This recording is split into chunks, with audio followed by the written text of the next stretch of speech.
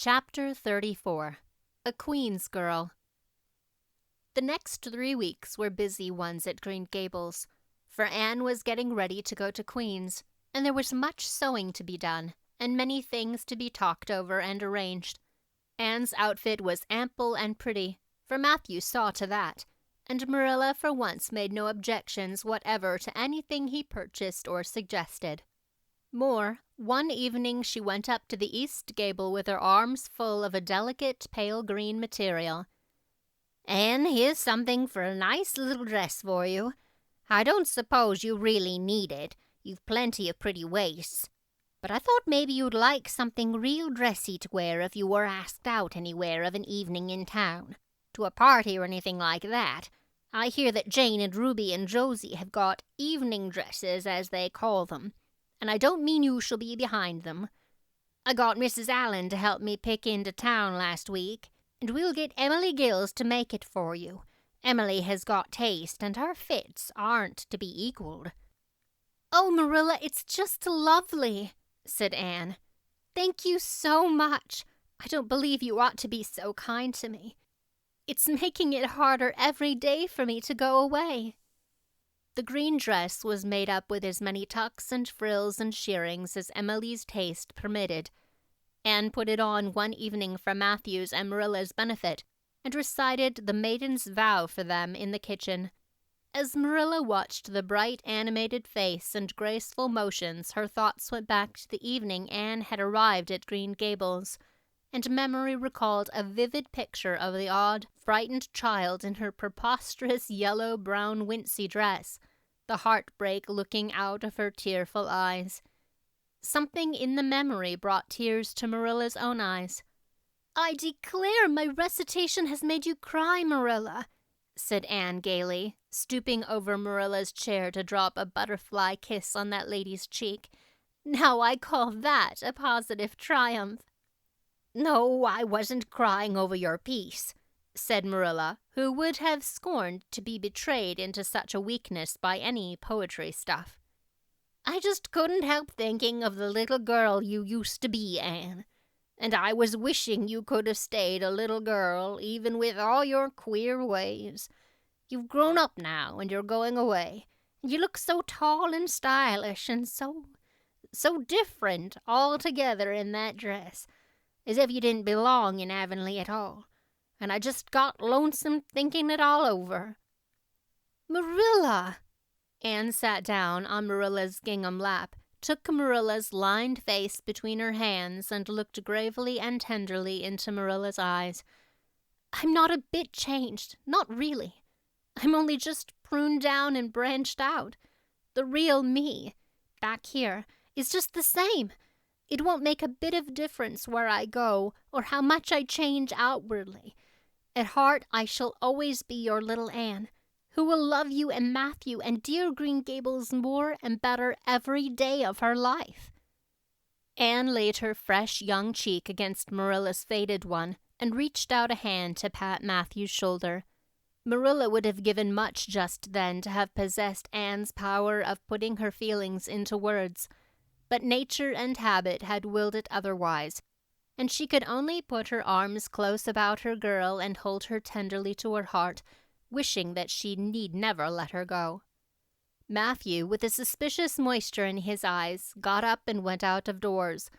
Under the stars of the blue summer night, he walked agitatedly across the yard to the gate under the poplars. "Well now, I guess she ain't been much spoiled," he muttered proudly. "I guess my putting in my oar occasionally never did much harm after all. She's smart and pretty and loving, too, which is better than all the rest. She's been a blessing to us, and there never was a luckier mistake than what Mrs. Spencer made, if it was luck. It was Providence, because the Almighty saw we needed her, I reckon." The day finally came when Anne must go to town. She and Matthew drove in one fine September morning, after a tearful parting with Diana and an untearful practical one, on Marilla's side at least, with Marilla. But when Anne had gone, Diana dried her tears and went to a beach picnic at White Sands with some of her Carmody cousins, where she contrived to enjoy herself tolerably well, while Marilla plunged fiercely into unnecessary work and kept at it all day long with the bitterest kind of heartache, the ache that burns and gnaws and cannot wash itself away in ready tears. But that night, when Marilla went to bed, acutely and miserably conscious that the little gable room at the end of the hall was untenanted by any vivid young life and unstirred by any soft breathing, she buried her face in her pillow and wept for her girl in a passion of sobs that appalled her when she grew calm enough to reflect how very wicked it must be to take on so about a sinful fellow creature. Anne and the rest of the Avonlea scholars reached town just in time to hurry off to the academy. That first day passed pleasantly enough in a whirl of excitement, meeting all the new students, learning to know the professors by sight, and being assorted and organized into classes. Anne intended taking up the second-year work being advanced to do so by Miss Stacy. Gilbert Blythe elected to do the same. This meant getting a first-class teacher's license in 1 year instead of 2, if they were successful. But it also meant much more and harder work. Jane, Ruby, Josie, Charlie, and Moody Spurgeon, not being troubled with the stirrings of ambition, were content to take up the second-class work. Anne was conscious of a pang of loneliness when she found herself in a room with 50 other students, not one of whom she knew, except the tall, brown-haired boy across the room.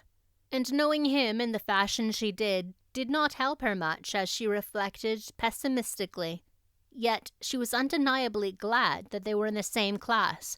The old rivalry could still be carried on, and Anne would hardly have known what to do if it had been lacking. "I wouldn't feel comfortable without it," she thought. "Gilbert looks awfully determined. I suppose he's making up his mind, here and now, to win the medal. What a splendid chin he has.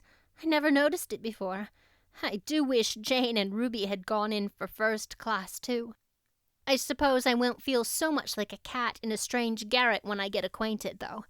I wonder which of the girls here are going to be my friends.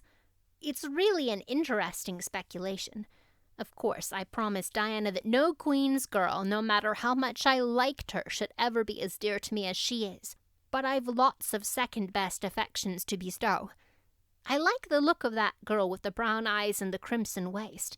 She looks vivid and red-rosy. There's that pale, fair one gazing out the window. She has lovely hair, and looks as if she knew a thing or two about dreams. I'd like to know them both, know them well enough to walk with my arm around their waists and call them nicknames. But just now I don't know them, and they don't know me, and probably don't want to know me particularly. Oh, I'm lonesome." It was lonesomer still when Anne found herself alone in her hall bedroom that night at twilight. She was not to board with the other girls, who all had relatives in town to take pity on them. Miss Josephine Barry would have liked to board her, but Beechwood was so far from the academy that it was out of the question. So Miss Barry hunted up a boarding house, assuring Matthew and Marilla that it was the very place for Anne. "The lady who keeps it is a reduced gentlewoman," explained Miss Barry. "Her husband was a British officer, and she's very careful what sort of boarders she takes. Anne will not meet with any objectionable persons under her roof. The table is good, and the house is near the academy in a quiet neighborhood." All this might be quite true, and indeed proved to be so, but it did not materially help Anne in the first agony of homesickness that seized upon her.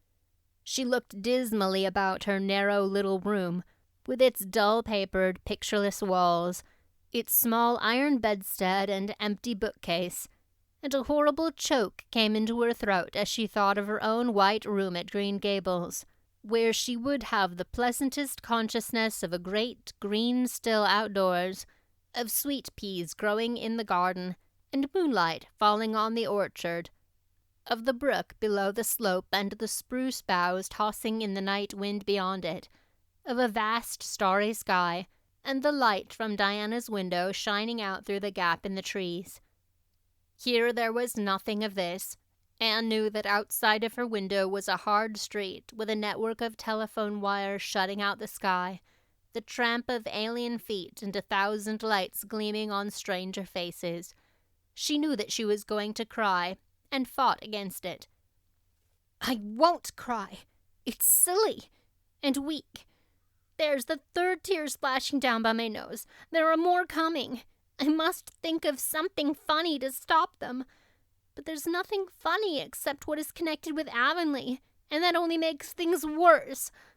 4, 5, I'm going home next Friday, but that seems 100 years away. Oh, Matthew is nearly home by now, and Marilla is at the gate looking down the lane for him. 6, 7, 8. Oh, there's no use in counting them. They're coming in a flood presently. I can't cheer up. I don't want to cheer up. It's nicer to be miserable. The flood of tears would have come, no doubt, had not Josie Pye appeared at that moment. In the joy of seeing a familiar face, Anne forgot that there had never been much love lost between her and Josie. As a part of Avonlea life, even a Pye was welcome. I'm so glad you came up, Anne said sincerely. You've been crying, remarked Josie with aggravating pity. I suppose you're homesick. Some people have so little self-control in that respect. I've no intention of being homesick, I can tell you. Town's too jolly after that poky old Avonlea. I wonder how I ever existed there so long. You shouldn't cry, Anne. It isn't becoming for your nose, and your eyes get red, and then you seem all red. I'd a perfectly scrumptious time in the academy today. Our French professor is simply a duck. His mustache would give you kerwallops of the heart. Have you anything eatable around, Anne? I'm literally starving. I guessed likely Marilla would load you up with cakes. That's why I called round. Otherwise, I'd have gone to the park to hear the band play with Frank Stockley. He boards same place as I do, and he's a sport. He noticed you in class today and asked me who the red-headed girl was. I told him you were an orphan that the Cuthberts had adopted, and nobody knew very much about what you'd been before that. Anne was wondering if, after all, solitude and tears were not more satisfactory than Josie Pye's companionship when Jane and Ruby appeared, each with an inch of Queen's color ribbon, purple and scarlet, pinned proudly to her coat. As Josie was not speaking to Jane just then, she had to subside into comparative harmlessness. Well, said Jane with a sigh, I feel as if I'd lived many moons since the morning. I ought to be home studying my Virgil. That horrid old professor gave us 20 lines to start in on tomorrow, but I simply cannot settle down to study tonight. Anne, methinks I see the traces of tears. If you've been crying, do own up. It will restore my self-respect, for I was shedding tears freely before Ruby came along. I don't mind being a goose so much if somebody else is goosey too. Cake? You'll give me a teeny piece, won't you? Thank you. It has the real Avonlea flavor. Ruby, perceiving the Queen's calendar lying on the table, wanted to know if Anne meant to try for the gold medal. Anne blushed and admitted she was thinking of it. Oh, that reminds me, said Josie. Queen's is to get one of the Avery scholarships after all. The word came today. Frank Stockley told me. His uncle is one of the board of governors, you know. It will be announced in the academy tomorrow. An Avery scholarship. Anne felt her heart beat more quickly, and the horizons of her ambition shifted and broadened as if by magic. Before Josie had told the news, Anne's highest pinnacle of aspiration had been a teacher's provincial license, first class at the end of the year, and perhaps the medal.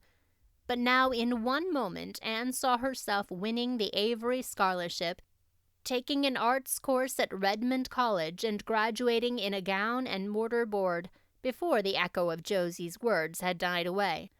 For the Avery scholarship was in English, and Anne felt that here her foot was on native heath. A wealthy manufacturer of New Brunswick had died and left part of his fortune to endow a large number of scholarships to be distributed among the various high schools and academies of the maritime provinces, according to their respective standings. There had been much doubt whether one would be allotted to Queen's, but the matter was settled at last.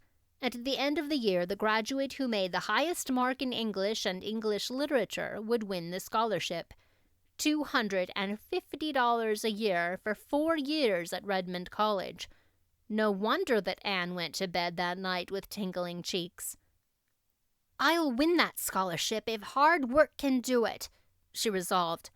"Wouldn't Matthew be proud if I got to be a B.A.? Oh, it's delightful to have ambitions. I'm so glad to have such a lot, and there never seems to be any end to them. That's the best of it. Just as soon as you attain to one ambition, you see another one glittering higher up still. It does make life so interesting."